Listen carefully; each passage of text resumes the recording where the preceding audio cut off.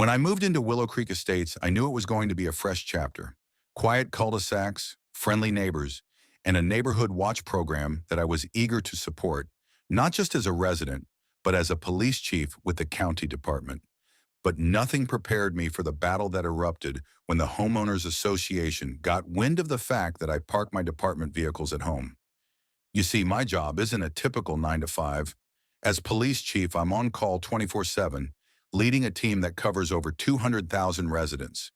Sometimes that means rolling out emergency response vehicles straight from my driveway. It's protocol. My fleet includes an unmarked SUV, a K9 unit truck, and a specialized tactical van, each one registered and fully compliant with state law. I'd been parking these vehicles discreetly behind my house in the garage or driveway, but occasionally one or two had to be on the street overnight. The HOA's community rules were strict. No commercial or fleet vehicles parked overnight on residential streets.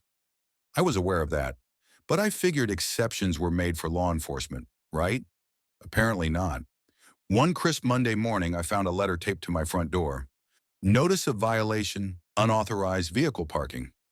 The letter demanded that all fleet or commercial vehicles be removed from public streets within 24 hours or face escalating fines and possible legal action. I called the HOA board president immediately. "Hello, this is Laura Simmons, chief of the county police.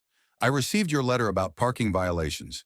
These vehicles are part of my department fleet and are essential for my duties. I'm sure there's some way we can resolve this." The response was curt. "Rules are rules, chief. Everyone must comply." The situation felt like a standoff. I explained the critical nature of my work, the necessity of having vehicles ready at a moment's notice. The HOA board seemed indifferent, insisting the rules were designed to protect property values and neighborhood aesthetics. Frustrated but determined, I attended the next HOA meeting. I wanted to clear the air and foster cooperation. I walked in wearing my dress uniform, a quiet statement of authority and responsibility. Standing at the podium, I said, "I appreciate the importance of community standards. I live here too and want Willow Creek to thrive. But I also have a duty to protect this community and all its residents. Having access to my fleet vehicles can mean the difference between life and death during emergencies." Some neighbors looked skeptical. One elderly woman voiced concerns about military-looking trucks parked on the street, saying it made her feel uneasy.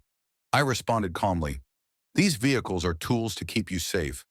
I park them here not to intimidate, but to serve you better." The board finally agreed to review the rules and consider exemptions for emergency personnel. It took several weeks, but the HOA amended their guidelines to allow police and emergency vehicles to park overnight with proper documentation. The fines were rescinded, and the board even sent a letter thanking me for my service and willingness to engage openly. Today, my fleet vehicles remain parked at home as needed. I'm still active in the neighborhood watch, attend block parties, and make it a point to keep communication open. The lesson? Sometimes leadership isn't just about enforcing the law. It's about educating your community and bridging divides.